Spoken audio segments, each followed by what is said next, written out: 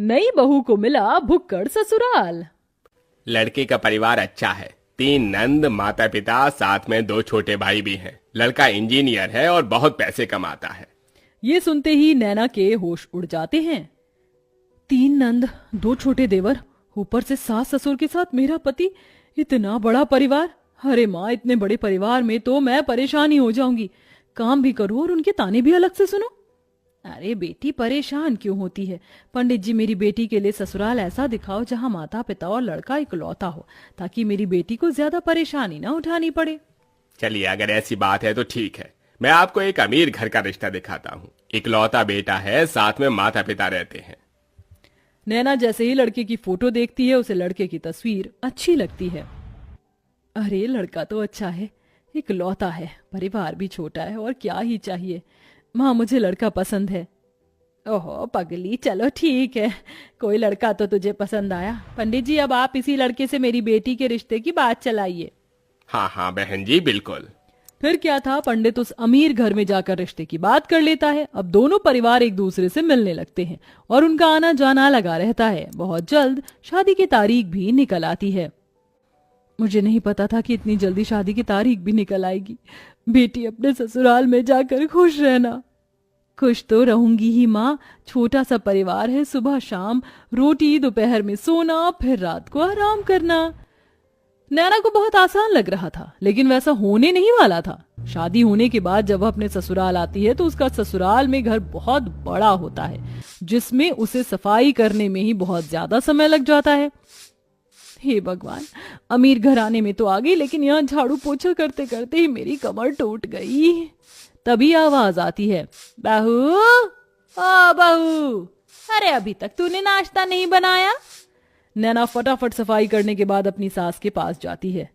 माँ जी, बस रसोई में ही जा रही हूँ, मैं पहले सफाई कर रही थी। अच्छा सुनो, मेरी नंद और उसके बच्चे आज घर पर आ रहे हैं, उनके नाश्ते के लिए आलू के पराठे बना ले। और हाँ, शिवा आलू के पराठे नहीं खाता, उसे प्याज के पराठे पसंद है, उसके लिए वही बना देना। हेमलता ऐसा कहकर चली जाती है। लो जी, मिल गया ऑर्डर, अब इतने सारे लोगों के लिए पराठे बनाने होंगे। नैना ऐसा कहकर रसोई में चली जाती है, जहां वो बहुत सारा आटा गूंथती है। इतना सारा आटा गूंथने में ही मेरे हाथ दुखने लगे, अभी तो इनके पराठे भी बनाने हैं। नैना रसोई में आलू के पराठे बना ही रही थी कि हेमलता की नंद माहेश्वरी अपने बच्चों के साथ आ जाती है।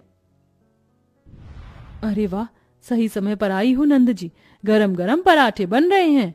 बहू, चलो नाश्ते की टेबल पर ही बैठते हैं, वहीं पर बातें करेंगे। हेमलता पूरे परिवार के साथ नाश्ते की टेबल पर बैठ जाती है, जिसके बाद रसोई से नाश्ते की टेबल का सफर करते हुए नैना बहुत थक जाती है। हे भगवान, नाश्ते की टेबल पर आने आने में ही मेरी फिरकनी बन गई। मैंने तो छोटा सा परिवार समझकर इस घर में शादी की थी, यहाँ तो सबकी अलग ही फरमाइश चलती है। तभी नैना के पति शिवा की आवाज आती है। अरे नैना, मेरे प्याज के पराठे नहीं बनाए तुमने? अभी लाती हूँ जी। नैना प्याज के पराठे बनाकर अपने पति के लिए नाश्ते की टेबल पर लेकर आती है।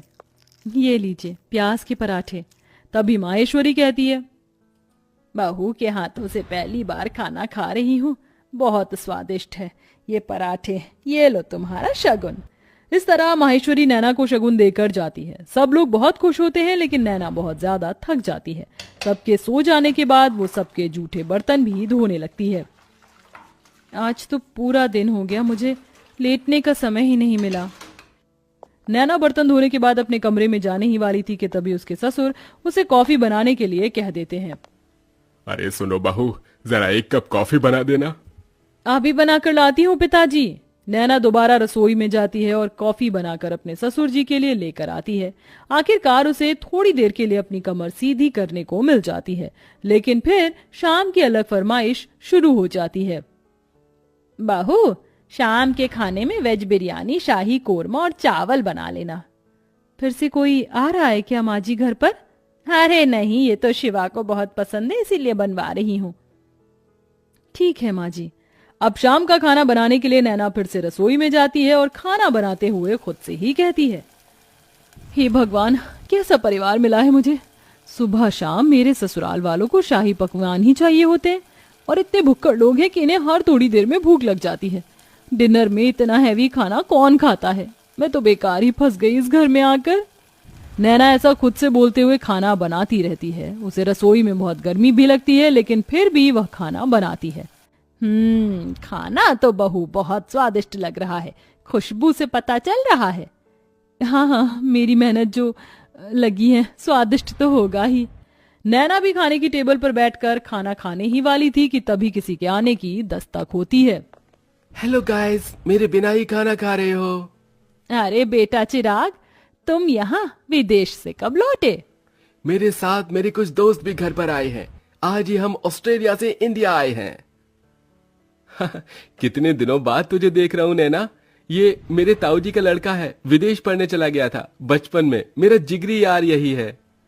जाओ नैना, इन सब के लिए भी खाना परोस कर ले आओ। अगर रोटी कम हो तो और बना लेना।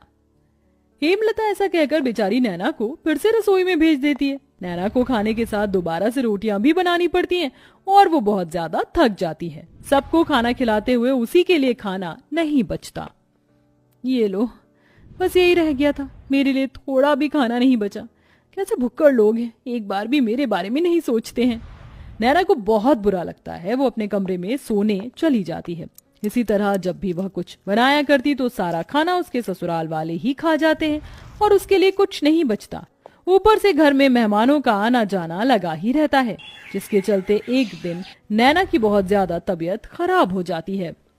इनके शरीर में बहुत ज्यादा थकावट है। लगता है काफी दिनों से जरा भी आराम नहीं मिला है, इसलिए शरीर में कमजोरी हो गई है। ये मैंने दवाइयां दे दी हैं, बस आप इन्हें थोड़ा आराम करने दीजिए, जल्दी ही ठीक हो जाएंगी।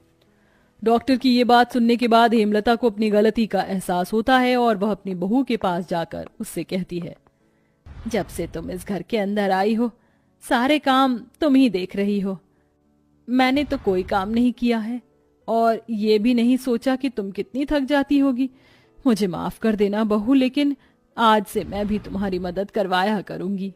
माँ जी, आपको माफी मांगने की जरूरत नहीं है।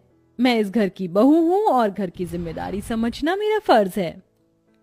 नैना इतना कह रही थी कि तभी घर पर उसकी तबीयत के बारे में सुनते ही ताई जी, मौसी जी, बुआ जी सब आ जाती हैं उसकी देखरेख के लिए। हमारे रहते बहू को एक भी काम करने की जरूरत नहीं पड़ेगी। अरे बुआ ताई जी हैं ना, और मौसी जी भी हैं, हम सब मिलकर सारे काम कर लेंगे। इस तरह सब लोग नैना की बहुत अच्छे से देखरेख करते हैं। नैना को इससे ये समझ आता है कि रिश्तेदारों का आना जाना अच्छा होता है और सबके साथ प्यार प्रेम से रहना भी बहुत जरूरी है। जैसे ही वो ठीक हो जाती है, वो पहले की तरह फिर से घर की सारी जिम्मेदारियां खुद उठा लेती है। चलिए, आप सभी आज खाने की टेबल पर बैठिए। अब मेरी तबीयत बिल्कुल ठीक है। मैं आप सभी के लिए आपकी पसंद का खाना बनाऊंगी। नैना ऐसा कहकर रसोई में चली जाती है। पीछे से हेमलता आती है। अब से मैं भी तुम्हारी रसोई में मदद करवाया करूंगी और मैं जानती हूँ आखिरी में तुम्हारे लिए कुछ नहीं बचता, इसलिए पहले ही तुम अपने लिए खाना निकाल लिया करना।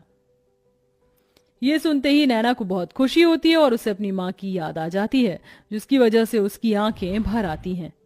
अरे ये क्या बहू, तू रोने क्यों लगी? बस आज आपकी बातें सुनकर मुझे अपनी माँ की याद आ गई।